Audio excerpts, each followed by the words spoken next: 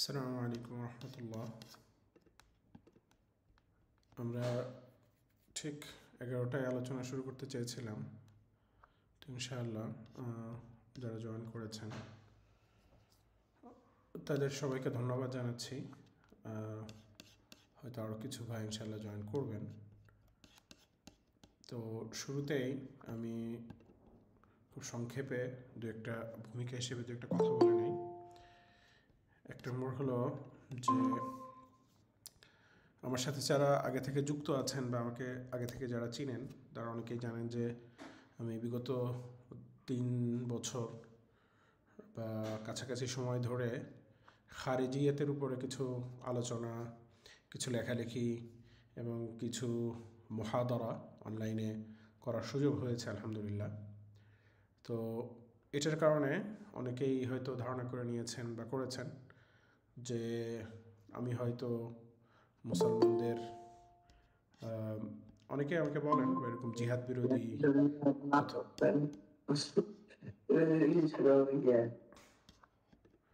অথবা আপনার কেউ কেউ বলার চেষ্টা করেন যে মুসলমানদের জাগরণের বিরোধী বা এরকম এরকম আরও অনেক কিছু বলার চেষ্টা করেন। তো এখানে স্পষ্ট করে নেওয়া দরকার যে খারিজিয়াতের যে সমস্যাটা, এটা একেবারে ইসলামের শুরু যুগ থেকে নিয়ে এ পর্যন্ত চলে আসছে এবং এটা আল্লাহ রাসূল সাল্লাল্লাহু আলাইহি ওয়াসাল্লামই এটা নিয়ে আলোচনা বিভিন্ন হাদিসে সতর্ক করেছেন। তো এই সতর্কতা আমাদের সব যুগে এটা চলমান থাকবে এবং এটা নিয়ে আলোচনা করা জরুরি। এর পাশাপাশি বর্তমান সময়ে সবচেয়ে বড় যে সমস্যা সেটা হলো সেকুলারিজম, গণতন্ত্র এবং আরও কিছু সমস্যা, যেটা আসলে মুসলমানদের আপনি যদি পুরো ইতিহাস দেখেন তাহলে এই পুরা মুসলিম বিশ্বের এই ইতিহাসের এই সময়টাতে আপনার এই সমস্যাটা আগে কখনো দেখা দেয়নি, যেটা আমাদের সময়ে চলমান আছে। অর্থাৎ আমরা যদি ধরি যে সর্বশেষ মুসলিম খিলাফত, যেটা আপনার 1924 সালের দিকে আপনার পতন হয়ে যায় উসমানীদের, এর মাধ্যমে পুরো মুসলিম বিশ্ব থেকে রাষ্ট্রীয়ভাবে শরিয়া প্রতিষ্ঠার যে মেহনত, এটার এরপর থেকে যে সময়টা এখনও চলমান আছে স্থিতিশীলভাবে প্রকৃত শরিয়ার উপরে প্রতিষ্ঠিত মুসলিম রাষ্ট্র এখন সেভাবে নাই বলতে গেলে চলে। তো এখানে আপনার এই যে একটা সমস্যা, আপনি যদি মুসলমানদের এই লম্বা ইতিহাস দেখেন, এই 1300-1400 বছরের ইতিহাসে কিন্তু এই সমস্যাটা আগে এরকম কোনো সমস্যা আসে নাই। তো আমি একটু ভিতরে আলোচনার একটু গভীরে গেলে আপনার উপলব্ধি করবেন যে কেন এটা একটা সিরিয়াস সমস্যা। এটার বাস্তবতা বোঝার জন্য একটা উদাহরণ দিলে আরও স্পষ্ট হবে। সেটা হলো যে শেখুল ইসলাম মুস্তফা সাবরি, উনি উসমানীদের যেই খিলাফত ছিল এটা সর্বশেষ শেখুল ইসলাম ছিলেন। উসমানীদের খিলাফতের যিনি শরিয়ার দিক থেকে বা ওলামাদের দিক থেকে সবার উপরে থাকতেন তাকে শেখুল ইসলাম বলা হতো। তো এই সর্বশেষ যিনি ছিলেন এবং কামাল আতাতুর্কের এই আন্দোলনের পরে ওনারা সেখান থেকে পালিয়ে ওনাদের জীবন রক্ষা করে মিশরে বা অন্য জায়গায় অবস্থান নেন। তো এই সর্বশেষ শেখুল ইসলাম ছিলেন শেখুল ইসলাম মুস্তফা সাবরি। তো শেখুল ইসলাম মুস্তফা সাবরি রহমতুল্লাহ আলাইহি, উনি এই যে খিলাফতের পতন এবং মুসলমানদের অধপতন, এই বিষয়গুলো একেবারে সচক্ষে দেখেছেন এবং সমস্যাগুলো উপলব্ধি করেছেন। তো উনি একেবারে ওই সময়টাতে পুরা যেই ফিতনা ছিল পশ্চিমাদের থেকে, যেই বড় বড় ফিতনাগুলো আসতেছিল, আদর্শিক ফিতনা বা ফিলোসফিক্যাল ফিতনা, এইটার উপরে একেবারে পয়েন্ট টু পয়েন্ট ধরে ধরে মৌলিক ইসলামের একেবারে বড় বড় সমস্যাগুলো নিয়ে কাজ করেছেন। এবং উনার একটা কিতাব আমরা অনেকেই জানি, ওই কিতাবের নাম হলো মওকিফুল আকলি ওয়াল ইলমি ওয়াল আলাম। এইটা আমি একটু স্ক্রিন শেয়ার দিই আপনাদের সাথে, তাহলে হয়তো আরও বুঝতে সুবিধা হবে আলোচনা। ওকে, আচ্ছা, আমার স্ক্রিন দেখা যাচ্ছে কিনা কেউ একজন একটু মেসেজে জানাবেন। আচ্ছা, তো এইটা হলো এই আমার সামনেই আছে কিতাবটা, মওকিফুল আকলি ওয়াল ইলমি ওয়াল আলাম। এটা হলো শেখুল ইসলাম মুস্তফা সাবরি রহমতুল্লাহ আলাইহির কিতাব। এই কিতাবটা মূলত উনি টোটাল কিতাব লিখেছেন 4 খণ্ডে। আপনার সম্পূর্ণ কিতাব এবং মৌলিক গুরুত্বপূর্ণ বিষয়, অর্থাৎ সমসাময়িক মুসলমানদের সবচেয়ে বড় বড় যে সমস্যা, সেই সমস্যাগুলো নিয়ে উনি আলোচনা করেছেন। তো এটা মৌকিফুল আকলি ওয়াল ইলমি ওয়াল আলমি মির রব্বিল আলমিন ওয়া ইবাদিহিল মুরসালিন। তো এই কিতাবটা আর সম্পর্কে অনেকের মূল্যায়ন হলো যে বিগত শতাব্দীতে, অর্থাৎ বিগত 100 বছরে যদি মুসলমানদের ভিতরে আর কোনো কিতাব যদি নাও লেখা হতো, তাও এই কিতাব মুসলমানদের যত হক আছে সেই হকটা এই একটা কিতাবে আদায় করে ফেলছে। তো এইটা এমন একটা কালজয়ী কিতাব, যারা এটা সম্পর্কে মোটামুটি অবগত আছেন বা এটার মর্যাদা বুঝেন, তারা এটা জানেন যে এইটার সমতুল্য, এটার ধারে কাছের এই মজমুনের উপরে লেখা কিতাব আর আমাদের সামনে ওরকম আমরা দেখি না। তো এটা এরকম একটা কালজয়ী কিতাব এবং এটার মূল্যায়ন এবং এটার আরও হয়তো শত শত বছর ধরে থাকবে ইনশাআল্লাহ। কারণ ইসলামের একেবারে বুনিয়াদি যে বিষয়গুলো নিয়ে উনি কাজ করেছেন, এর ভিতরে আপনার তাওহীদের উপরে কাজ করেছেন, আল্লাহ তাআলার অস্তিত্বের উপরে যে সমস্ত ফিলোসফিক্যাল পশ্চিমাদের যে সমস্ত আপত্তি থাকে, বিশেষ করে কান্ট সহ এরকম বড় বড় ফিলোসফার যাদেরকে খণ্ডন করাটা এত সহজ বিষয় না, কিন্তু শেখুল ইসলাম মুস্তাফা সাবরি যেভাবে ইলমিভাবে একেবারে ধরে ধরে খণ্ডন করেছেন, এটা একটা মানে অসাধারণ কাজ এবং অতুলনীয় একটা কাজ। তো শেখুল ইসলাম মুস্তাফা সাবরি রহমতুল্লাহ আলাইহি যেমন আপনার ইলাহিয়াত নিয়ে কাজ করেছেন, আল্লাহ তাআলার অস্তিত্ব, আল্লাহ তাআলার ওয়াহদানিয়াত ইত্যাদির প্রমাণ এবং পশ্চিমা ফিলোসফারদের খণ্ডন, এটা একটা বড় কাজ। 2 নম্বর রিসালাতের উপরে কাজ করেছেন, রিসালাতের দলিলের উপরে কাজ করেছেন। এরকম ইসলামের একেবারে মোটা মোটা মৌলিক বিষয়ের উপরে ইলমি এবং অত্যন্ত দালিলিক শক্তিশালী কিতাব। তো এর সাথে সাথে উনি একটা 4র্থ নম্বর খণ্ড, আমার সামনে এটা আছে, 4র্থ নম্বর খণ্ডে উনি একটা মজমুন আলাদাভাবে আলোচনা করেছেন। সেই মজমুনটা আমাদের আজকের আলোচ্য বিষয়। তো এইটা হলো আপনার 281 পৃষ্ঠা থেকে ওনার এই আলোচনাটা শুরু। সেটা হলো আল বাবুর রাবি' ফি আদামি জাওয়াজি ফসলিদ দ্বীন আনি সিয়াসা, অর্থাৎ রাজনীতি থেকে দিনকে আলাদা করা জায়েজ নয়, বৈধ নয়, এই শিরোনামের উপর ওনার আলোচনা। তো উনি নিজেই এটার জবাব দিয়েছেন পরবর্তীতে এসে, যে এই কিতাব তো আকীদার মৌলিক বিষয়গুলো নিয়ে, নবুয়াত, রিসালাত, তাওহীদ ইত্যাদি নিয়ে আলোচনা। তো এই কিতাবের ভিতরে এরকম একটা রাজনৈতিক বিষয় যেটা অনেকটা আমলের সাথে সংশ্লিষ্ট, এটাকে উনি কেন নিয়ে আসলেন? এই প্রশ্নটা উনি নিজেই তুলেছেন এবং এর উত্তরও উনি নিজেই দিয়েছেন, শেখুল ইসলাম মুস্তাফা সাবরি। তো এই যে ওনার যে আলোচনাটা আপনার এইখানে সামনে আমরা আলোচনা একটু সামনে ওনার এই জবটাও আনবো।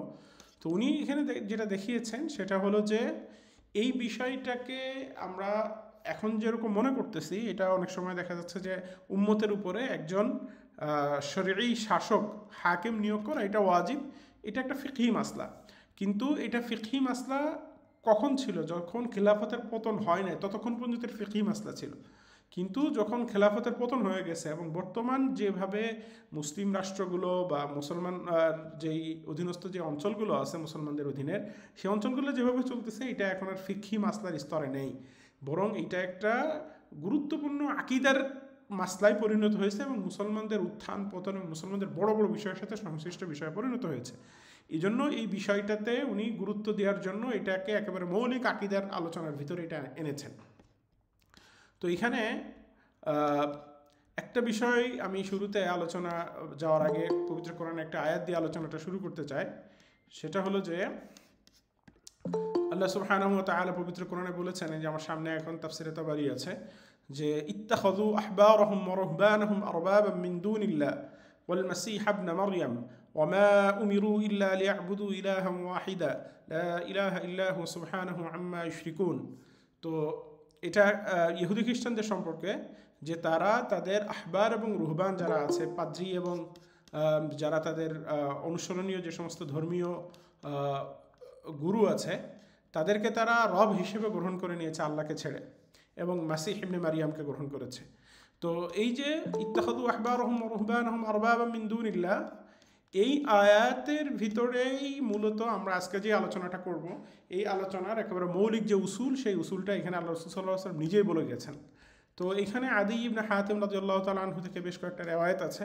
সেখানে আদি ইবনে হাতিম রাদিয়াল্লাহু তাআলা আনহু নিজে বলেছেন, যে যেমন ধরুন এই রিওয়ায়াত যেটা, যে সামিআতু রাসূলুল্লাহ সাল্লাল্লাহু আলাইহি ওয়াসাল্লাম ইয়াকরা সূরাত বারাআ, সূরা বারাআ পড়ছেন রাসূল সাল্লাল্লাহু আলাইহি ওয়াসাল্লাম, ফালাম্মা ক্বারাআ ইত্তাখাযু আহবারহুম ওয়া রুহবানহুম আরবাবা মিন দুনিল্লাহ, যে তারা তাদের পাদ্রী, আহবার এবং রুহবান যারা আছে, ধর্মীয় গুরু যারা আছে, তাদেরকে রব হিসেবে গ্রহণ করেছে।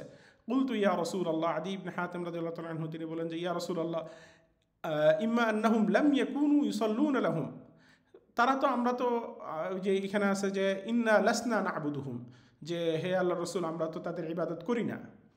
তো এখানেও বলছেন যে আমরা তো তাদের জন্য নামাজ পড়ি না বা কোনো ধরনের শারীরিক ইবাদত যেটা বোঝায় স্বাভাবিকভাবে সেগুলো তো আমরা করি না, তো আমরা নামাজ পড়ি না তাদের জন্য বা তাদের জন্য ইবাদত করি না। তখন আল্লাহ রাসূল সাল্লাল্লাহু আলাইহি ওয়াসাল্লাম বললেন যে সাদাক্তা, সত্য বলেছো, ওয়ালাকিন কানু ইউহিল্লুনা লাহুম মা হাররামাহুল্লাহ ফায়াস্তাহিল্লুনাহু ওয়া ইউহাররিমুনা মা আহাল্লাল্লাহু লাহুম ফায়ুহাররিমুনাহু।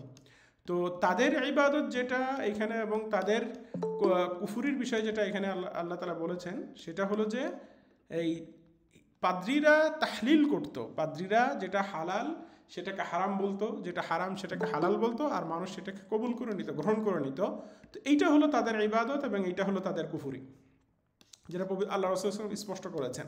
তো এইখানে অনেক সময় আমাদের বুঝতে সমস্যা হয় এই আয়াতগুলোর হাকিকত এবং বর্তমানের সাথে এই আয়াত এবং হাদিসগুলোর তাদবিক কীভাবে হবে।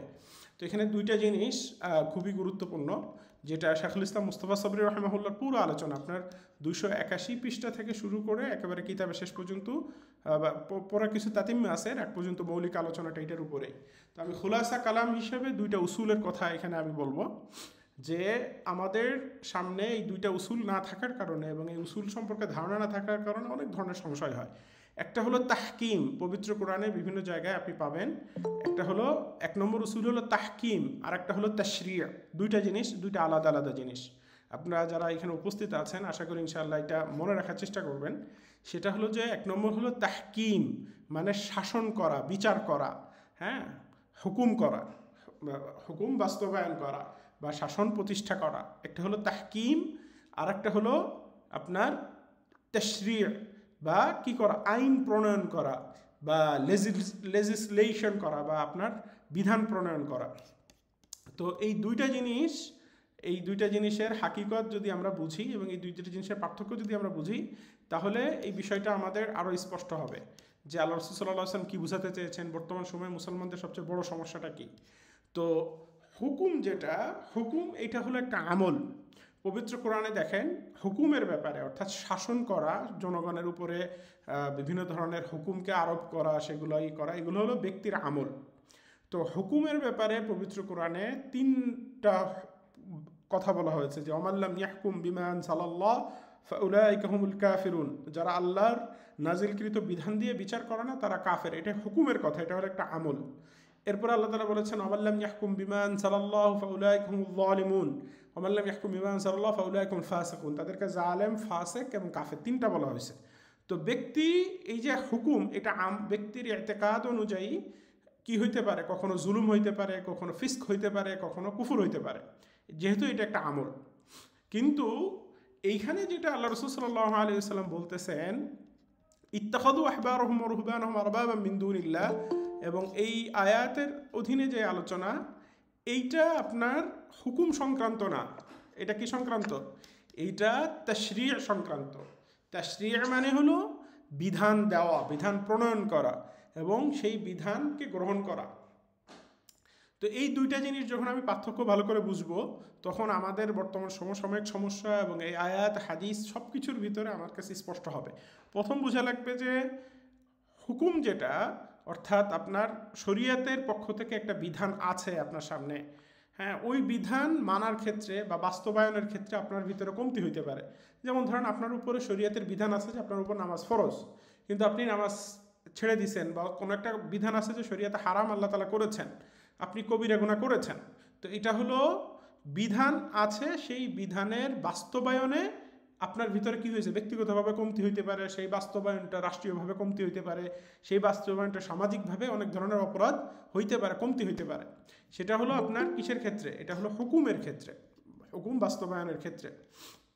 কিন্তু আপনার আমাদের যে আলোচনা, আজকে যে আলোচনাটা এবং বর্তমান সময়ের যে সমস্যা, সেটা হলো তাশরিয়ের ক্ষেত্রে।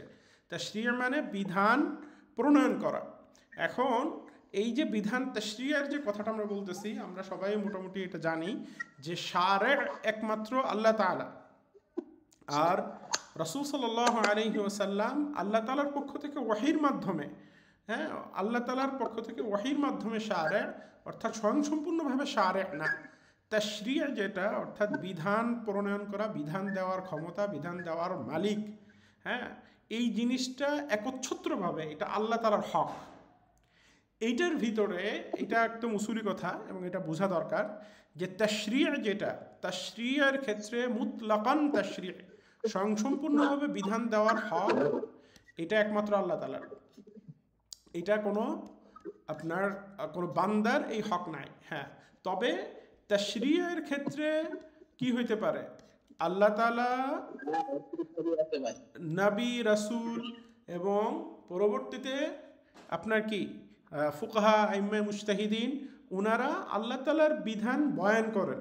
আল্লাহ তাআলার যে বিধানের ভিতরে কখনো কি থাকে, অস্পষ্টতা থাকলে বা কোনো ইজতিহাদের প্রয়োজন হলে বা নতুন কোনো বিধান আসলে সেগুলো তারা কি করেন, বয়ান করেন। তো মূলত হলো তাশরিয় যেটা, তাশরিয়ের হক একমাত্র আল্লাহ সুবহানাহু ওয়া তাআলার। আর তাহকিম যেটা, তাহকিমের ক্ষেত্রে তো খারিজদের সাথে, খারিজদের সমস্যা যেটা সেটা হলো যে তারা যখন তাহকিমের ক্ষেত্রে কেউ ভুল করলে তাকে কাফের বলে। এটা ভালো করে বুঝেন যে কেউ একজন মনে করেন যে রাষ্ট্র পরিচালনা করতেছে, সে রাষ্ট্র পরিচালনার ক্ষেত্রে শরীয়তের কোনো একটা বিধান সে লঙ্ঘন করলো। তো এইটা কেমন, এটা আমার ব্যক্তিগত জীবনে যেমন আপনার অপরাধ হইতে পারে, আপনার কি হইতে পারে ব্যক্তিগত জীবনে যেমন আমাদের ভালো মন্দ আছে, গুনাহ পাপ আছে, এরকম রাষ্ট্রের পরিচালনার ক্ষেত্রেও কারো কি হইতে পারে, ভুলচুল হইতে পারে। তাহকিমের ক্ষেত্রে গুনাহ হইলে এইটা সরাসরি কুফুর না। খারেজিদের সাথে আমাদের পার্থক্য কোথায়? খারেজিদের সাথে পার্থক্য হলো যে তাহকিমের ক্ষেত্রে ভুল হইলে তারা এটাকে সরাসরি কুফুর বলে, কখনো যে জুলুম হয়, ফিস্ক হয়, এটা তারা মানে না। আর আমরা বলি যে তাহকিমের ক্ষেত্রে যদি ব্যক্তি ইতিকাদ করে যে হুকুম দেওয়ার মালিক একমাত্র আল্লাহ তাআলা, হাকেম শারে একমাত্র আল্লাহ তাআলা, বা শারে রাসূল সাল্লাল্লাহু আলাইহি ওয়াসাল্লাম, কিন্তু সেই হুকুমটা বাস্তবায়নের ক্ষেত্রে বা হুকুমটা প্রয়োগের ক্ষেত্রে তার ভুল হয়েছে বা তার কমতি হয়েছে, তো এটা সরাসরি কি না, কুফুর না। কিন্তু বর্তমান জামানার যে সমস্যা, বর্তমান জামানার সমস্যাটা আসলে তাহকিমের ক্ষেত্রে না, বর্তমান জামানার সমস্যাটা আসলে তাশরিয়ার ক্ষেত্রে, শরিয়াত প্রণয়ন, বিধান প্রণয়ন, বিধান একেবারে মৌলিকভাবে বিধান দেওয়ার ক্ষেত্রে এই সমস্যাটা আমাদের সামনে আসছে কিভাবে। আমি আদি ইবনে হাতেম রাদিয়াল্লাহু তাআলা আনহু যে হাদিসটা আপনাদের সামনে এনেছি, এটা মূলত ওইখান থেকে শুরু হয়েছে। মূলত ইহুদি খ্রিস্টানরা একেবারে আল্লাহ রাসূল সাল্লাল্লাহু আলাইহি ওয়াসাল্লামের জামানা থেকে এবং আরও আগে থেকে তাদের কাছে যেই আল্লাহ তাআলার পক্ষ থেকে নাজিলকৃত তাওরাত এবং ইনজিল যেই বিধানগুলো ছিল, তারা সেই তাওরাত এবং ইনজিলের এই বিধানগুলো তারা বাস্তবায়ন করতো না, বরং তারা নিজেদের থেকে আপনার কি করত, তারা ওই বিধানগুলোকে পরিবর্তন করত আর মানুষ সেই বিধানগুলোকে গ্রহণ করত। তার মানে হলো যে আহবার এবং রুহবান যারা ছিল, ইহুদিদের খ্রিস্টানদের যে সমস্ত পাদ্রী ছিল, রাহেব যারা ছিল, তারা শারের অবস্থান গ্রহণ করেছিল, নিজেদের থেকে বিধান প্রণয়ন করত, সেই বিধান মানুষের উপরে বলতো, মানুষ সেগুলো আনুগত্য করত। তো এই যে ইহুদিদের আহবার এবং রুহবান কি হয়ে যাওয়া, স্বয়ংসম্পূর্ণভাবে তাশরিয় করা, এইটা হলো শিরিক, এটা হলো কুফর। তো আমরা এইখান থেকে মূল যেটা বুঝতেছি সেটা হলো যে তাহকিম এবং তাশরিয় দুইটা ভিন্ন জিনিস। তাহকিমের ক্ষেত্রে ভুল হইতে পারে, তাহকিমের ক্ষেত্রে ভুল হইলে কখনো জুলুম হয়, ফিস্ক হয়, কুফুর হয়, ভিন্ন ভিন্ন ব্যক্তির ইতিকাদ অবস্থা অনুযায়ী। কিন্তু তাশরিয় যেটা, তাশরিয়ের ক্ষেত্রে একমাত্র আল্লাহ সুবহানাহু ওয়া তাআলার হক, শারে একমাত্র আল্লাহ তাআলা। হ্যাঁ, শারে আমরা রাসূল সাল্লাল্লাহু আলাইহি ওয়াসাল্লামকে শারে কি হিসেবে মানি, যে ওমা ইয়ানতিকু আনিল হাওয়া ইন হুয়া ইল্লা ওয়াহয়ুন ইউহা, যে আল্লাহ রাসূল সাল্লাল্লাহু আলাইহি ওয়াসাল্লাম কখনো নিজের থেকে কোনো কিছু বলেন না, এটা ওহীর মাধ্যমে তিনি শারে, অর্থাৎ ওহীকে বয়ান করেন, ওহীর তাফসীর করেন। তো এই জন্য তাশরিয় করার হক একমাত্র আল্লাহ সুবহানাহু ওয়া তাআলার। দুনিয়ার কোনো ব্যক্তি, কোনো মাখলুকের, কোনো সৃষ্টির শারে হওয়ার হক নেই। এখন শারে যে তাশরিয়ের ক্ষেত্রে স্বয়ংসম্পূর্ণ তাশরিয় একমাত্র আল্লাহ তাআলার, কিন্তু আল্লাহ তাআলার পক্ষ থেকে যাদেরকে তাশরিয় অর্থাৎ শরীয়ত বয়ান করার হক আছে, যেমন রাসূল সাল্লাল্লাহু আলাইহি ওয়াসাল্লামের আছে, বা উলামা ইকরাম যখন মুফতি যখন ফতোয়া দেন ইজতিহাদের মাধ্যমে, তারাও তাশরিয়ে করেন বা শরিয়াতের বয়ান করেন, কিন্তু এটা স্বয়ংসম্পূর্ণ না, বরং আল্লাহর বিধানের বয়ান তাফসির করেন, তারা আল্লাহর বিধানের ব্যাখ্যা করেন। কিন্তু কখনো যদি এরকম হয় যে স্বয়ং যে ইমাম বা কোনো মুজতাহিদ বা কোনো ফকিহ সে আল্লাহর বিধানের বয়ান না করে বা আল্লাহর বিধান থেকে উসুল না নিয়ে, আল্লাহর বিধানকে অবলম্বন না করে একেবারে নিজের মন গড়া কোনো একটা কিছুকে হালাল বলে দিচ্ছে, নিজের মন মতো করে কোনো একটা কিছুকে হারাম করতেছে, তাহলে এটা শিরিক হবে। এবং এটা কাদের মতো হবে? ওই আহবার এবং রুহবানদের যে শিরিক, এই মুজতাহিদ ফকিহ ইমামেরও একই শিরিক হবে। তো ইসলামের সাথে ইহুদি খ্রিস্টান ধর্মের মৌলিক পার্থক্য যেখানে, সেখানে হলো যে তাশরিয়ার ক্ষেত্রে মুসলমানদের ইমাম, মুজতাহিদ, ফকিহ যারা আছেন, মুফতি যারা আছেন, তারা সবসময় কোরআন এবং সুন্নাহর উসুল অনুযায়ী ইজতিহাদ করে শরিয়াতের বিধানকে বয়ান করেন।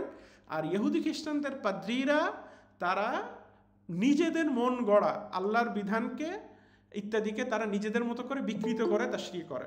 এখন এতটুকু কথা যদি বুঝে থাকেন, তাহলে বর্তমানে গণতন্ত্র এবং সেকুলারিজমের সমস্যা কোত্থেকে আসলো এটা বোঝা দরকার।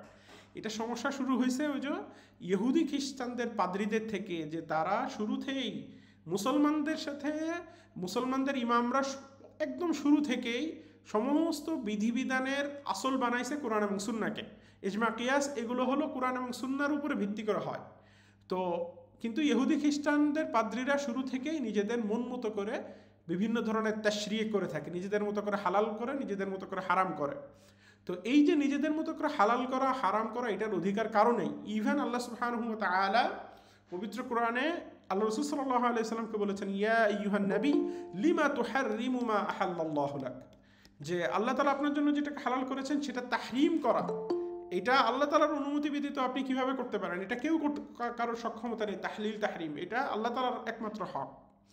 তো এই জন্য এই যে ইহুদি খ্রিস্টান পাদ্রীদের যে কুফুর এবং শিরিক, এইটা আস্তে আস্তে করে পরবর্তীতে এসে গির্জার কাছে সমস্ত শরিয়াত প্রণয়ন, বিধান প্রণয়নের অধিকার ছিল তাদের।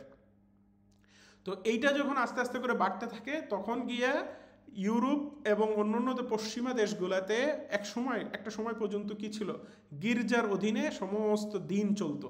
গির্জা যেটাকে বৈধ বলতো সেটা বৈধ হতো, গির্জা যেটাকে অবৈধ বলতো সেটা অবৈধ হতো। পরবর্তীতে যখন গির্জার সাথে সাধারণ মানুষের বিভিন্ন ধরনের কন্ট্রাডিকশন শুরু হয়, বিভিন্ন ধরনের বাদানুবাদ শুরু হয়, তখন মানুষ চায় যে গির্জার ক্ষমতা কি হোক, সীমিত হোক, আর যারা রাষ্ট্র পরিচালনা করবে তারা নিজেদের মতো করে রাষ্ট্র পরিচালনা করবে। তখন তারা রাষ্ট্র পরিচালনা করার জন্য আপনার বিভিন্ন ধরনের রাষ্ট্রনীতি তৈরি করা শুরু করলো, বিভিন্ন ধরনের ফিলোসফি দেওয়া শুরু করলো। রাষ্ট্রের ভালো মন্দ কিসের ভিত্তিতে ভালো নির্ধারণ করা হবে, কিসের ভিত্তিতে মন্দ নির্ধারণ করা হবে, এগুলো তারা বিভিন্ন ধরনের তারপরে আপনার জন স্টুয়ার্ট মিল, এরা বিভিন্ন ফিলোসফি দেওয়া শুরু করলো যে রাষ্ট্র কীভাবে চলবে। সে আলোকে আপনার বিভিন্ন ধরনের তারা রাষ্ট্র পরিচালনার জন্য বলল যে ধর্ম গির্জার ভিতরে সীমিত থাকবে, রাষ্ট্র আমাদের ফিলোসফারদের যে ফিলোসফি আছে, যেই বুঝ আছে, সেই বুঝ অনুযায়ী রাষ্ট্র চলবে। তার মানে দেখেন যে পশ্চিমারা যেখান থেকে আসছিল প্রথম একটা শিরিকের উপরেই তারা ছিল, কুফুরের উপরে ছিল।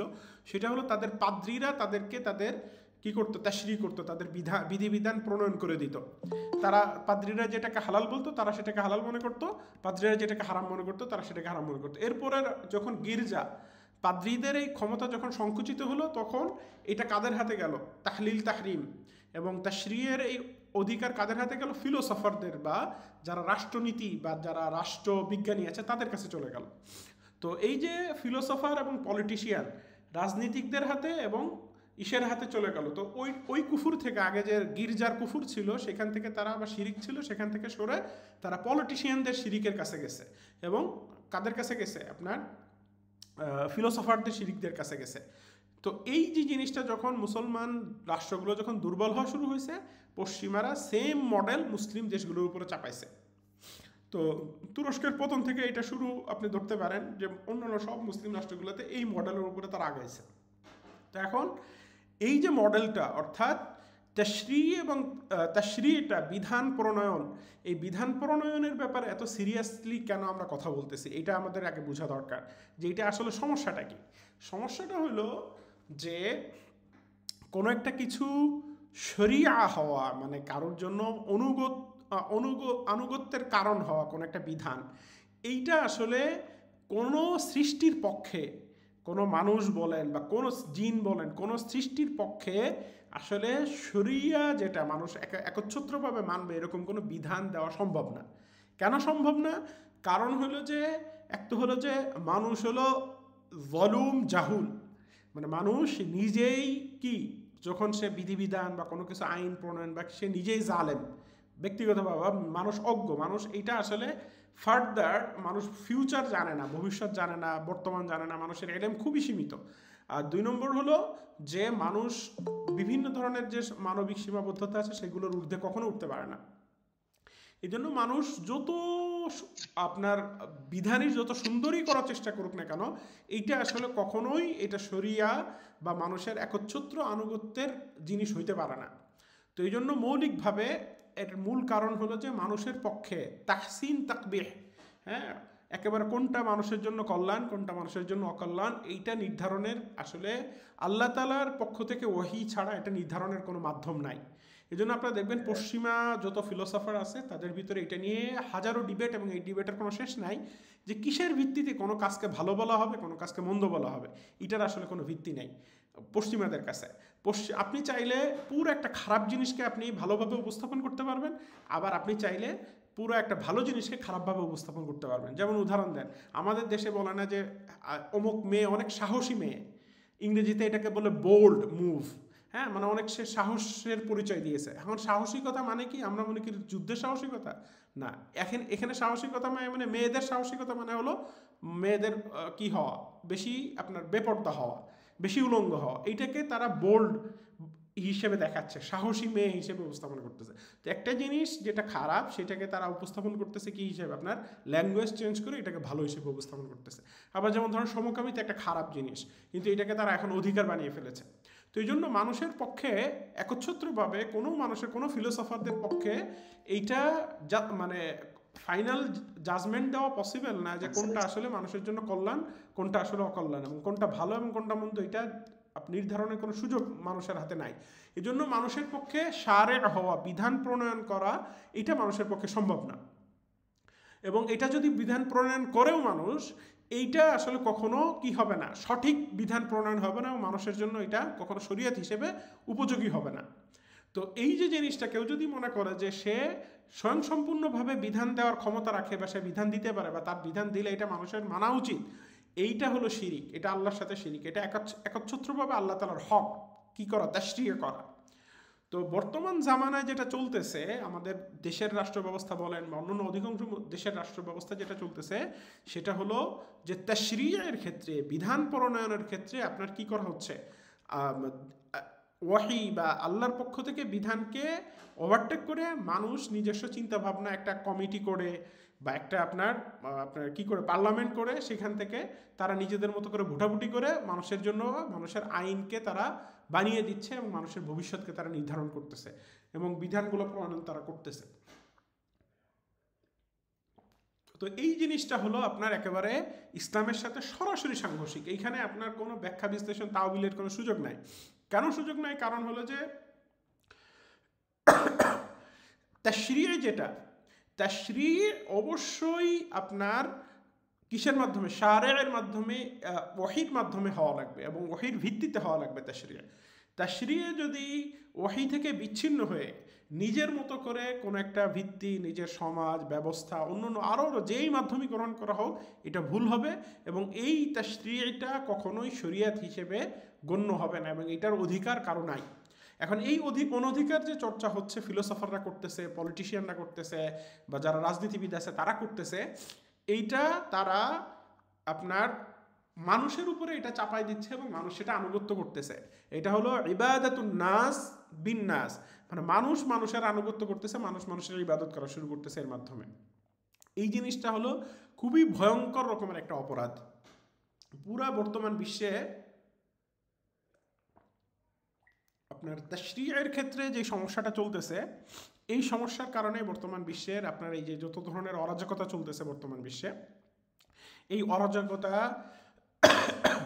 আপনি যদি দেখেন যে বর্তমান বিশ্ব এক ধরনের ধ্বংসের একেবারে দ্বার প্রান্তে। বর্তমান সারা বিশ্বে ক্যাপিটালিজম চলতেছে, আমেরিকাকে বলা হচ্ছে গণতান্ত্রিক দেশ। এই গণতান্ত্রিক দেশের ভিতরে আমরা জানি যে গণতন্ত্র মানে কি by the people for the people. আর হলো আপনার ফুলিয়াটা কি একটু দেখি, by the people for the people of the people, right. So এখন এই যে গণতন্ত্র, এটাকে অনেকে বলে যে by the billionaire, for the billionaire, আর হলো অফ দ্য বিলিয়নিয়ার। মানে আমেরিকা এমন একটা সমাজ ব্যবস্থা যেখানে আপনার উন্মুক্ত ইয়ার কারণে এখন সমাজটা আস্তে আস্তে করে এই যে একটা শ্রেণী মাত্র উপকৃত হওয়ার সুযোগ তৈরি হচ্ছে, আর অন্যান্যরা আস্তে আস্তে করে পিছিয়ে যাচ্ছে। পুরো বিশ্বের সম্পদ, বিশ্বের অরাজকতা, বিশ্বের যুদ্ধ, মিলিয়নস অফ পিপলের দুর্ভিক্ষের ভিতরে থাকা, অনাহারের ভিতরে থাকা, আরও অনেক হাজারো রকমের লক্ষ কোটি যে সমস্যা পৃথিবীতে মানুষ দেখতেছে। আপনার শুধুমাত্র মানুষের সমস্যা না, আপনার এই যে পুরা প্রকৃতির সমস্যা, জাগতিক সমস্যা, বিভিন্ন ধরনের ডিজাস্টার বলেন, বিভিন্ন ধরনের যেই প্রাকৃতিক যে সমস্যাগুলো, এই সবগুলোর পিছনেও আপনার এই যে মানব রচিত বিধিবিধান, মানবের রচিত আইন প্রণয়ন, নিজেদের ইচ্ছা মতো করে সেই জিনিসগুলোকে কুক্ষিগত, এগুলোর হাত আছে। তো এই জন্য মুসলমানদের জন্য এই যে তাশরিয়ের যে সমস্যাটা, অর্থাৎ বিধিবিধান প্রণয়ন করা এবং বিধিবিধান প্রণয়নের ক্ষেত্রে যে অন্য কারোর হক নেই, এই বিষয়টা বোঝা জরুরি। কারণ এইটা আপনার ইমানের একেবারে মৌলিক আকীদার একটা অংশ, এবং এই অংশ, এই জিনিসটা যদি আমরা ভালো করে উপলব্ধি না করি, তাহলে আমরা যদি এটা ধারণা করি যে কি করতে পারবে আপনার পার্লামেন্ট যারা আছে, পলিটিশিয়ান যারা আছে, তারা স্বয়ংসম্পূর্ণভাবে আইন প্রণয়ন, বিধান প্রণয়ন করতে পারবে, সেই বিধান মানুষের উপরে চাপাই দিতে পারবে, তাহলে হ্যাঁ শিরকুন, এটা একটা শিরক। এখন কথা হলো যে বিধান প্রণয়নের ক্ষেত্রে পলিটিশিয়ানরা বা আপনার যদি মুফতিদের কথা বলি, বা ফুকাহা ইকরামও তো বিভিন্ন বিধিবিধান দিয়ে থাকেন, আবার বিভিন্ন সময় তো জাগতিক বিষয়ের বিধিবিধানও দেওয়া হয়ে থাকে। অথবা আপনার এরকম একটা প্রশ্ন আসে যে পুরো মুসলিম ইতিহাসে আমরা এরকম শাসন ব্যবস্থাও দেখেছি যেখানে আপনার শাসক অনেক খারাপ, কথার কথা কোনো একটা শাসক বড় একদম জালেম ছিল, সে নিজের শাসন ব্যবস্থা সংরক্ষণের জন্য সে কি করছে, আপনার নিজের ভাইরে মারছে, নিজের বাবাকে মারছে, বা আরও অনেক ধরনের অপরাধ করছে। তো ওই সমস্ত বিধিবিধান, যে সমস্ত বিধিবিধানগুলো ছিল, বা ওই সমস্ত সরকার যারা ছিল মুসলমানদের ভিতরে, তাদের সম্পর্কে আপনি কি বলবেন? তারা কি এই ধরনের বর্তমান সময়ের চেয়েও তো খারাপ শাসক মুসলমানদের থাকতে পারে? তো এই যে বিষয়টা এখানে স্পষ্ট করে না দরকার যে দেখেন, পুরা মুসলিম বিশ্বের ইতিহাসে আপনি যদি দেখেন, তাহলে উসমানীদের কথা বলেন বা যত ধরনের শাসক গেছে, ওই শাসন ব্যবস্থার ক্ষেত্রে কখনোই কোনো শাসন ব্যবস্থার ক্ষেত্রে এই যে তাশরিয়ের ক্ষেত্রে, বিধান প্রণয়নের ক্ষেত্রে খলিফাকে তার শারে বানানো হয় নাই। এ কথা কখনোই কোনো খলিফার ক্ষেত্রে বলা হয় নাই যে ওই খলিফার স্বয়ংসম্পূর্ণভাবে আপনার কি আছে, বিধান প্রণয়নের হক আছে। তার বিধান প্রণয়নের ক্ষেত্রে, আইন প্রণয়নের ক্ষেত্রে খলিফার কোরআন সুন্নাহ দেখার দরকার নেই। অথবা খলিফা যাদেরকে নিয়োগ করেছে, যে সমস্ত মুফতি বা যে সমস্ত কাজী, তারাও কোরআন সুন্নাহ দেখবে না, নিজেদের মতো করে বিধান প্রণয়ন করে জনগণের উপরে যেটা চালাবে। এই কথা মুসলিম ইতিহাসে একেবারে আল্লাহ রসুলের ইন্তেকালের পর থেকে নিয়ে উসমানীদের শেষ পর্যন্ত আমরা যদি ধরি, কোনো খলিফার ক্ষেত্রে এইটা বলা হয় নাই বা এটা করা হয় নাই যে তারা কোরআন সুন্নাহ থেকে একেবারে বিমুখ হয়ে তারা নিজেদের মতো করে বিধান প্রণয়ন করবে এবং সেটাই তারা তাদের একেবারে চূড়ান্ত দিন হিসেবে বা চূড়ান্ত আপনার ফয়সালা হিসেবে মানুষের উপরে প্রয়োগ করবে। এটা করা হয় নাই। খলিফা খারাপ গেছে, খলিফা পাপাচারী ছিল, খলিফা অনেক ধরনের অন্যায় করেছে, বা আপনার ধরেন যে শাসক ছিল, শাসকের ভিতরে অনেক ভুল ত্রুটি ছিল, অনেক হত্যাযজ্ঞ হয়েছে, অনেক রকমের জুলুম নির্যাতন হয়েছে, সব কথা ঠিক আছে। কিন্তু তাদের এখানে এইটা জায়গায় শিখছিল যে তাশরিয়ে তারা করতো কিসের ভিত্তিতে? তাশরিয়ে তারা কোরআন সুন্নাহর আলোকে এই তাশরি, এই বয়ানগুলো করতো, বিধিবিধানগুলো কোরআন সুন্নাহ থেকে মুজতাহিদ ফকিহ, মুজতাহিদ ইমাম, মুজতাহিদ কাজী যারা ছিল, তারা কোরআন সুন্নাহ থেকে বের করতো বিভিন্ন সমস্যা আসলে। তো তার মানে তাশরিয়ের জায়গায় উম্মতের ভিতরে এই 1400 বছর বা 1300 বছরের ইতিহাসে উম্মতের ভিতরে তাশরিয়ের ক্ষেত্রে পরিবর্তন হয় নাই।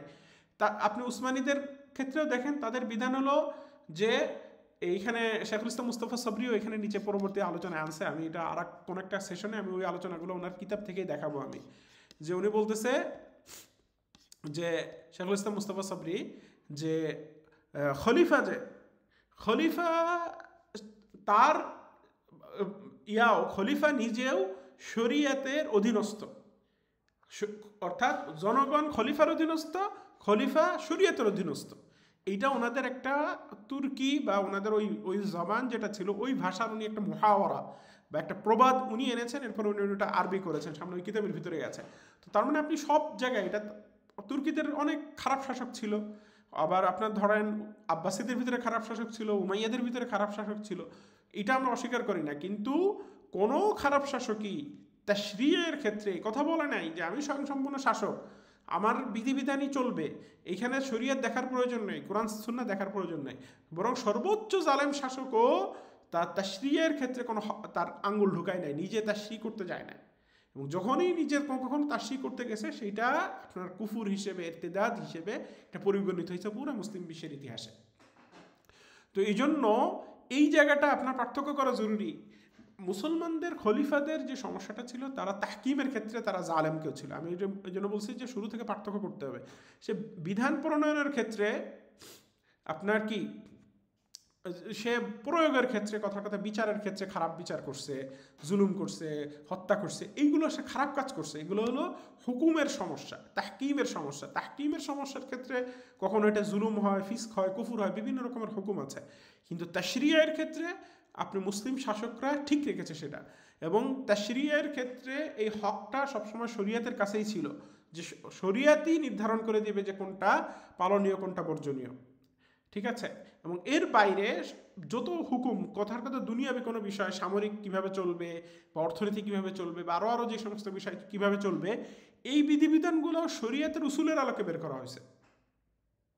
কিন্তু মুসলমানদের সামনে দুইটা বড় সমস্যা উদ্ভাবন হয়েছে।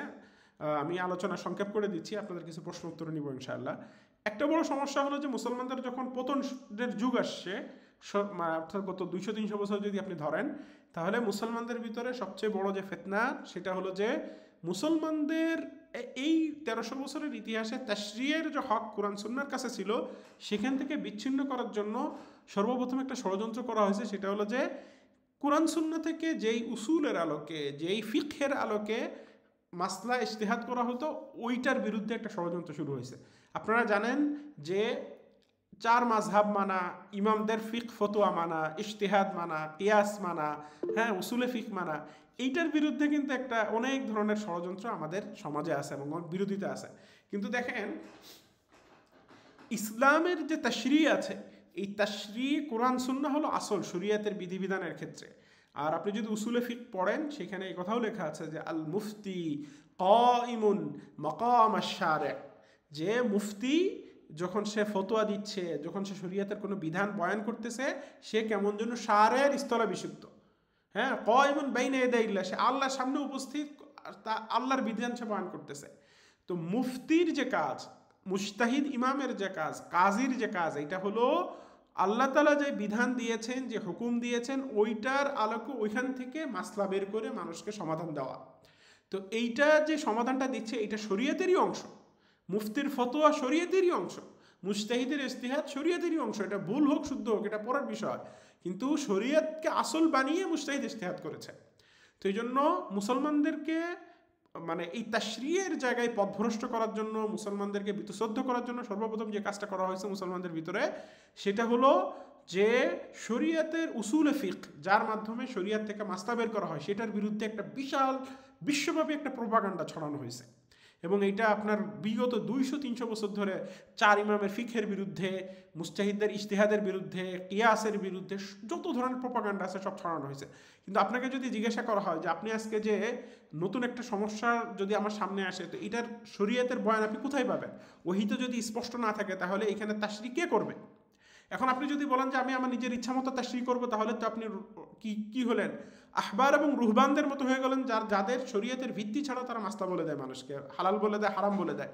তাহলে তো আপনি নিজে শারে হইলেন, নিজে শিরিকের ভিতরে লিপ্ত হইলেন, যদি আপনি শরিয়তকে আসল না বানান। আর যদি আপনি শরিয়তকে যদি আসল বানান, তাহলে শরিয়তে তো স্পষ্ট ওই মাসলাটা নাই, তাহলে কি হবে? তখন আপনার ইজতিহাদ, কিয়াস, উসুলে ফিক ইত্যাদি দরকার হবে, এবং সেখানে মাযহাবের দরকার হবে, ইমামদের বক্তব্যের দরকার হবে।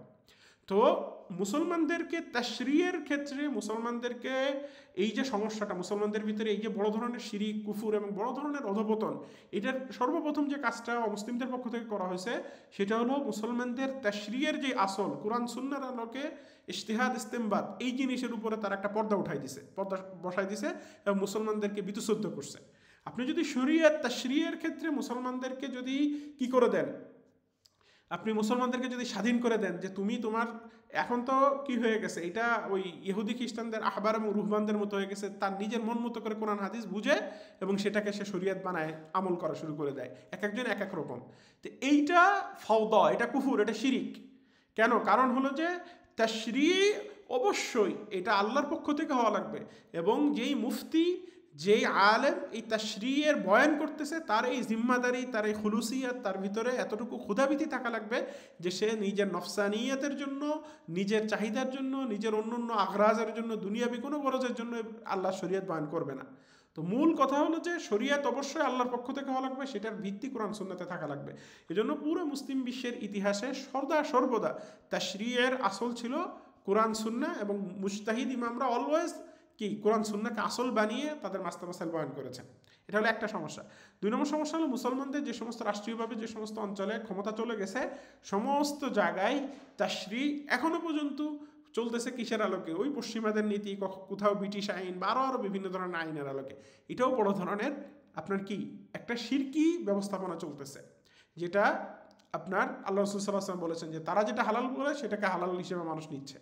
তো এই যে তাশরী এবং তাশরীয়ের ক্ষেত্রে যে সমস্যাটা, এইটা এত সিরিয়াস একটা সমস্যা যে শেখুল ইসলাম মুস্তাফা সাবরি রহমতুল্লাহ আলহী এইটার উপরে আপনার প্রায় ওনার কিতাবের পুরো 1 খণ্ডের একটা মৌলিক একটা আলোচনা এটার উপরে নিয়ে এসছেন। তো আমি এখানে আলোচনা শেষ করার আগে ওনার কিছু আলোচনা এখান থেকে আমি আপনাদেরকে পড়ে শোনাই। সেটা হলো যে উনি বলতেছেন যে কদ নাব্বাহনা ফি মুকদ্দিমাতিল কিতাব, এই ওনার যে মাওকিফুল আকলি ওয়াল ইলমি ওয়াল আলাম, এই কিতাবের প্রথম খণ্ডে উনি এটা নিয়ে কিছু আলোচনা করেছেন। বলছেন আমি এটা নিয়ে সতর্ক করছি যে ইলা আহাম্মিয়াতি هذه المسألة في نظر الإسلام الذي له عين ساهن على حقوقه بالرغم من استخفاف محدثيها بما فيه من قطع عليها। আচ্ছা, উনি বলতেছেন যে وقد كان في, আমি একটু যেহেতু সময় কম এই জন্য একটু সামনে থেকে পড়তেছি। وقد كان في كل بدعة أحدثها العصريون المتفرنجون في البلاد الإسلامية كيد للدين ومحاولة الخروج عليه। বলছে যে বর্তমান সমসাময়িক যুগের ফেরেঙ্গি যারা আছে বিভিন্ন মুসলিম দেশে যতগুলো বেদাত চালু করেছে তারা মুসলমানদের, এটা হলো কাইদুন লিদ্দিন, দ্বীনের বিরুদ্ধে তাদের ষড়যন্ত্র, মুহাওয়ালাতুল খুরুজ আলাইহি, এবং তারা দ্বীন থেকে মানুষকে বের করার একটা প্রচেষ্টা তাদের পক্ষ থেকে। লাকিন্না কাইদাহুম ফি ফাসলিহি আনিস সিয়াসাতি আদহা ওয়া আশাদ্দু মিন কুল্লি কাইদিন ফি গায়রি।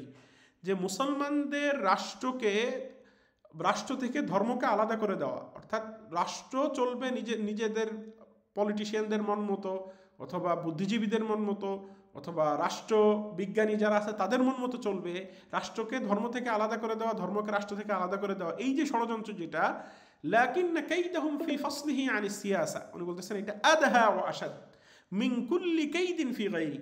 মুসলমানদের বিরুদ্ধে যত ষড়যন্ত্র আছে ইতিহাসে, এর ভিতরে সবচেয়ে নিকৃষ্ট এবং সবচেয়ে ভয়ঙ্কর ষড়যন্ত্র হলো রাষ্ট্রকে ধর্ম থেকে আলাদা করে দেওয়া, ধর্মকে রাষ্ট্র থেকে আলাদা করে দেওয়া। কেন? উনি এটার কারণও বলতেছেন, সেটা হলো যে ফাহুয়া সাওরাতুন হুকুমিয়া আলা দীনিশ শাআব। যে নর্মালি তো আমরা যেটা দেখি সেটা হলো যে জনগণ রাষ্ট্রের বিরুদ্ধে বিদ্রোহ করে, কিন্তু ধর্মকে যদি রাষ্ট্র থেকে আলাদা করে দেওয়া হয়, এটা হলো সাওরাতুন হুকুমিয়া, রাষ্ট্রের পক্ষ থেকে মানুষের ধর্মের উপরে বা মানুষের দ্বীনের উপরে এক ধরনের বিদ্রোহ, রাষ্ট্র মানুষের উপরে বিদ্রোহ করতেছে। এটা হলো এই ধরনের একটা ভয়ঙ্কর ষড়যন্ত্র। ফি হিনি আন্নাল আদাতা আন তাকুনা আস-সাওরাত মিন আশ-শা'বি আলা আল-হুকুমা। তো উনি বলতেছেন যে বাস্তবে হলো যে সাধারণত যেটা ঘটে সেটা হলো যে বিদ্রোহ সাধারণত সাধারণ জনগণ হুকুমতের উপরে করে, এবং তারা তাদের আনুগত্য থেকে অসাক্কা আসত্তা মিনহা আল হুকুম আল আহকামিল ইসলাম। তো উনি বলতেছেন যে এইটা বর্তমান সময়, অর্থাৎ ধর্মকে রাষ্ট্র থেকে আলাদা করে দেওয়া, অর্থাৎ তাশরী এর ক্ষমতা পলিটিশিয়ানদের হাতে দেওয়া, রাষ্ট্রবিজ্ঞানের ফিলোসফারদের কাছে দিয়ে দেওয়া, এইটা হলো আপনার এক ধরনের ইরতিদাদ, এক ধরনের আপনার ধর্মত্যাগ, মুসলমানদের ভিতরে এক ধরনের বড় ধরনের কি ইরতিদাদ। উনি বলতেছেন যে এইটা প্রথমে রাষ্ট্রের ভিতরে ইরতিদাদ শুরু হয়, এই ইরতিদাদ একটা জামাতের ভিতরে থাকে, মানে এক ধরনের এক গোষ্ঠীর ভিতরে থাকে, এরপরে আস্তে আস্তে করে সেই ইরতিদাদটা জনগণের ভিতরেও আস্তে আস্তে করে এটা কি হইতে থাকে, আপনার সংক্রমিত হইতে থাকে। কারণ জনগণও আস্তে আস্তে করে ওই যে সিস্টেম, ওই সিস্টেমের আনুগত্য করতে করতে ওই সিস্টেমের সব কিছু মেনে নিতে শুরু করে। তো এই যে আলোচনাটা, এই আলোচনা থেকে আশা করি ইনশাআল্লাহ এটা অনেকের কাছে ক্লিয়ার হয়েছে যে, আর 15 মিনিট আছে, 15 মিনিটের কিছু প্রশ্ন নিব, যে মুসলমানদের ভিতরে যেই সমস্যাটা আগে ছিল, অর্থাৎ মুসলমানদের ইতিহাসে যে সমস্ত শাসক খারাপ ছিল, সে সমস্ত শাসকদের ভুল ত্রুটি বা সে সমস্ত শাসকদের আপনার কি হওয়া, বিভিন্ন ধরনের জুলুম নির্যাতন হওয়া, এইটা সমস্যা। এবং এই সমস্যার ক্ষেত্রে দেখা যাচ্ছে কখনো শাসক জালেম ছিল, কখনো শাসক কি ছিল, ফাসেক ছিল, কখনো শাসক কাফেরও হইতে পারে, আমরা এটা অস্বীকার করতেছি না। কিন্তু সামগ্রিকভাবে ওই সমস্ত খলিফা শাসক মুসলমানদের যারা ছিল তাদের একটা বড় উল্লেখযোগ্য অংশ, সবাই অলমোস্ট আপনার কি ছিল, শরিয়তকে আসল বানাইতো। বিধিবিধানের ক্ষেত্রে তাদের সমস্ত বিধিবিধানের আসল ছিল, তাশরিয়ার আসল ছিল কুরআন সুন্নাহ বা কুরআন সুন্নাহর আলোকে ইজমা কিয়াস। তো এই যে কুরআন সুন্নাহ এবং ইজমা কিয়াস, এইগুলো তাদের সমস্ত আইন বিধিবিধানের আসল ছিল, আসল হিসেবে তারা এটাকে গ্রহণ করেছিল। তো এইটার কারণে তাশরিয়ের ক্ষেত্রে তারা শিরিক করা নাই, তাশরিকে তারা ঠিক রেখেছে। কাজী, মুজতাহিদ, ফকিহ ইত্যাদির মাধ্যমে ইসলামের উপরে, দ্বীনের উপরে তারা থেকেছে। কিন্তু পরবর্তীতে যখন অমুসলিম অর্থাৎ পশ্চিমাদের ষড়যন্ত্র মুসলমানদের উপরে যখন সফল হয়েছে, তখন সবচেয়ে বড় পরিবর্তন যেটা হয়েছে সেটা হলো যে মুসলমানদের ভিতরে শরিয়া কুরআন সুন্নাহকে আসল বানিয়ে বিধিবিধান প্রণয়ন করা, ফতোয়া ইত্যাদি চলা, এই পুরো জিনিসটা পরিবর্তন হয়ে এটা কিছু মানুষের ফিলোসফি, দর্শনের উপরে চলে গেছে। সেটা পশ্চিমাদের কিছু দর্শন, পশ্চিমাদের কিছু আদর্শ, রাষ্ট্রবিজ্ঞানীদের কিছু কথা, বা আমাদের পার্লামেন্টারিয়ান যারা আছে, বিভিন্ন ধরনের সাংসদ যারা আছে তাদের কিছু মতামত, গণতান্ত্রিক ক্ষেত্রের কিছু সংখ্যাগরিষ্ঠ মানুষের চাহিদা ইত্যাদি ইত্যাদি, যত ধরনের খুরাফাত আছে, যত ধরনের আপনার মানে ইলহাদ আছে, সেইগুলোর আলোকে তারা বিধিবিধানগুলো প্রণয়ন করে। তো এই যে পরিবর্তনটা, অর্থাৎ আপনার তাশরিয়ের ক্ষেত্রে বড় ধরনের পরিবর্তন, এটা হলো মুসলমানদের বর্তমান সময়ের একটা বড় ধরনের সমস্যা। তো আমাদের আলোচনা, আমি বলতে চাইছিলাম যে সেকুলারিজম, গণতন্ত্র ইত্যাদি ইত্যাদি, দেখেন আমাদের এইখানে সমস্যাটা ভোটাভুটি না, সমস্যা আপনার ভোট দিল কি দিল না বা অমুক তমুক এইগুলো না। মৌলিকভাবে যেখান থেকে সমস্যা সূচনা, সেই আলোচনাটা আমাদের আবার করা উচিত, এবং সেই আলোচনাটা সবার কানে ঢুকানো উচিত যে তাশরিয়ার ক্ষেত্রে শারের স্থান গ্রহণ করা, অর্থাৎ শারের মতো করে কাজ করা, শারের স্থান গ্রহণ করা, এইটা হলো আসল শিরিক। এইখানে আমাদের পরিবর্তন আগে করতে হবে এবং এটার জন্য কাজ করতে হবে, এটার জন্য পরিবর্তন আওয়াজ তুলতে হবে। হ্যাঁ, আপনি ওই ভোটাভুটি করলেন কি না, আপনি শাসক কেমনে নির্বাচন করলেন, হ্যাঁ, কার শাসক হওয়ার ক্ষেত্রে গণতন্ত্র থাকবে নাকি না একনায়কতন্ত্র থাকবে নাকি রাজতন্ত্র থাকবে, ইট ডাজন্ট ম্যাটার। ইসলামী শরিয়াতে এটা বড় কোনো ধরনের ফ্যাক্টই না যে আপনার শাসক রাজতন্ত্রের মাধ্যমে আসবে নাকি জাবারের মাধ্যমে আসবে না কিসের মাধ্যমে আসবে। শাসক যেভাবেই আসুক সে বৈধ শাসক, মানে তার আনুগত্য জরুরি, মানে সে জাবারের মাধ্যমে আসুক, সে গসব করে আসুক, হত্যা করে আসুক, কিন্তু ওই শাসকের আসল হওয়া লাগবে আপনার তাশরিয়ের ক্ষেত্রে কোরআন সুন্নাহ ঠিক থাকা।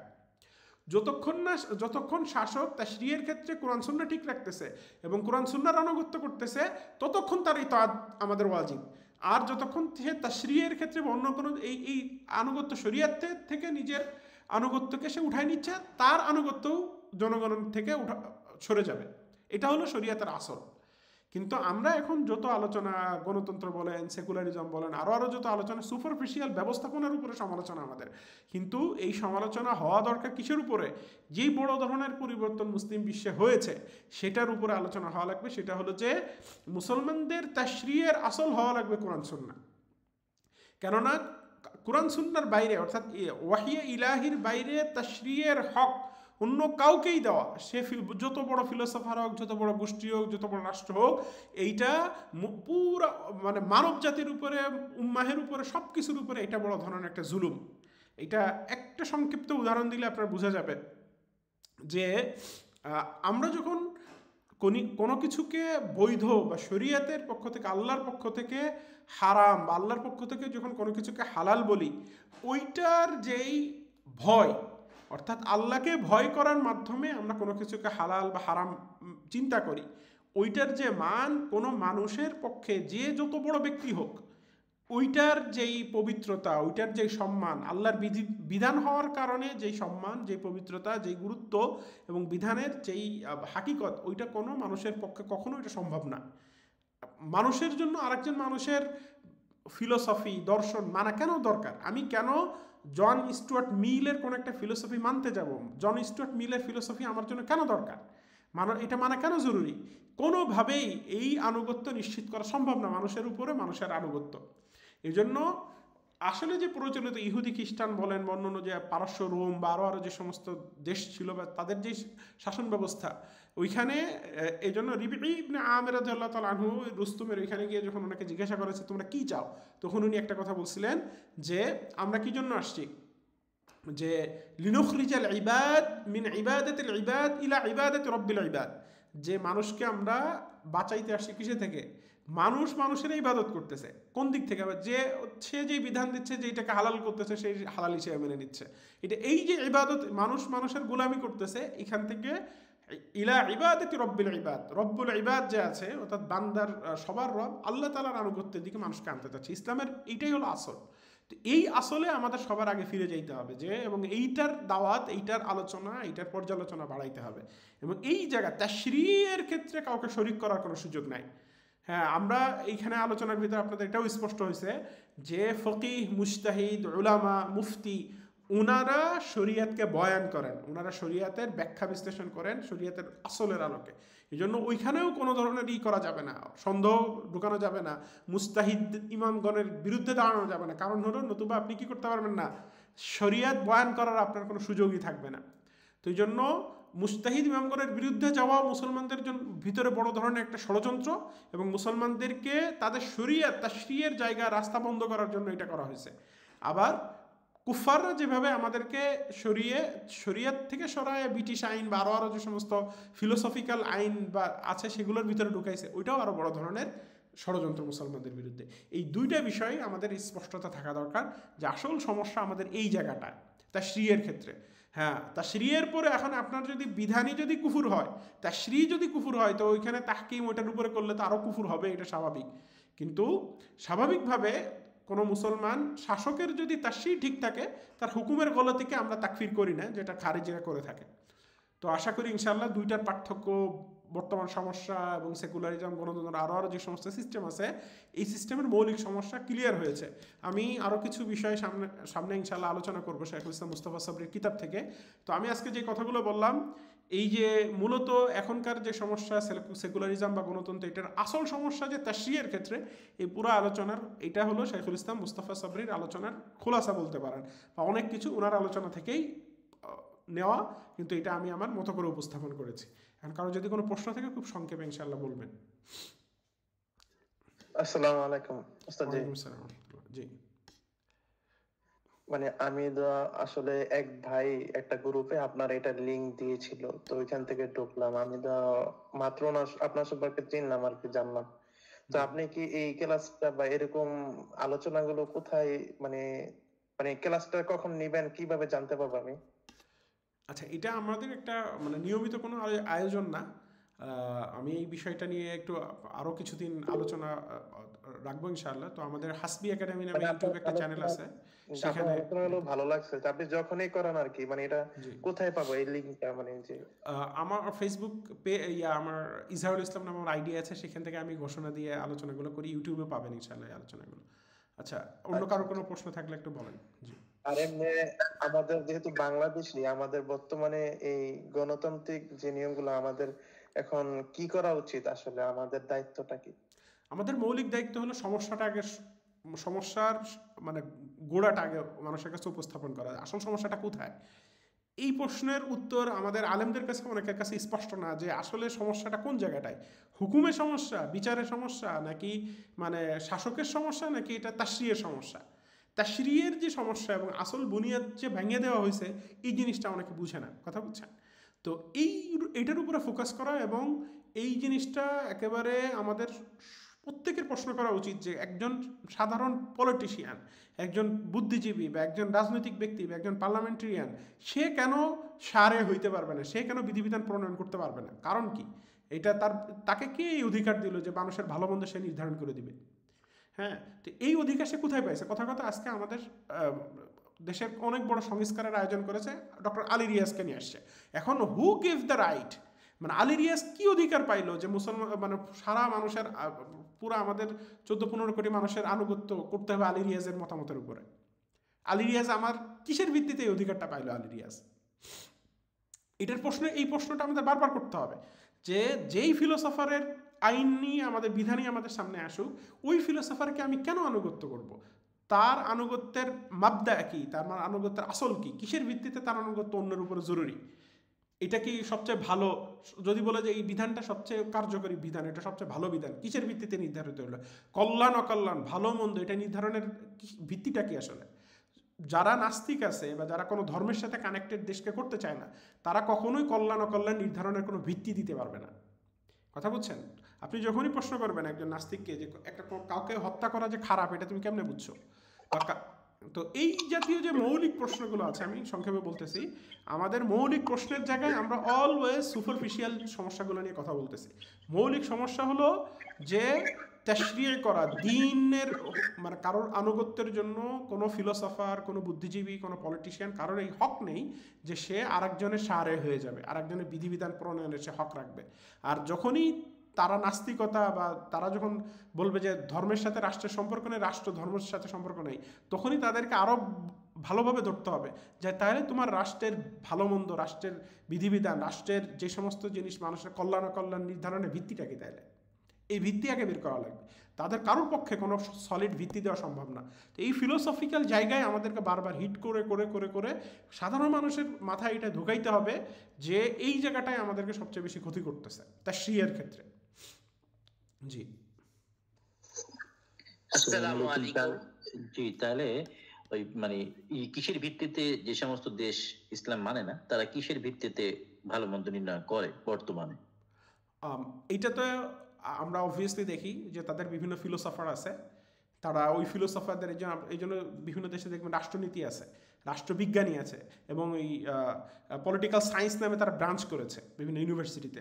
তো ওই পলিটিক্যাল সায়েন্সের যে সমস্ত শিক্ষক আছে বা যারা আপনার বড় বড় ধরনের থিঙ্ক ট্যাঙ্ক আছে, তারা বিভিন্ন ধরনের পলিসি তাদের বুঝ মতো তারা নির্ধারণ করে, ওই পলিসি অনুযায়ী তারা রাষ্ট্রগুলো পরিচালনা করতেছে। এবং ওই পলিসিগুলো তারা কিভাবে বের করে, তারা তাদের রিসার্চ করে, তারা কেউ বিভিন্ন ধরনের স্বার্থ দেখে, জাতীয় স্বার্থ দেখে, ন্যাশনাল ইন্টারেস্ট দেখে। কথার কথা ইউএসের কথা আমরা যদি ধরি, ইউএসের বিভিন্ন ধরনের আপনার কি আছে, থিঙ্ক ট্যাঙ্ক আছে।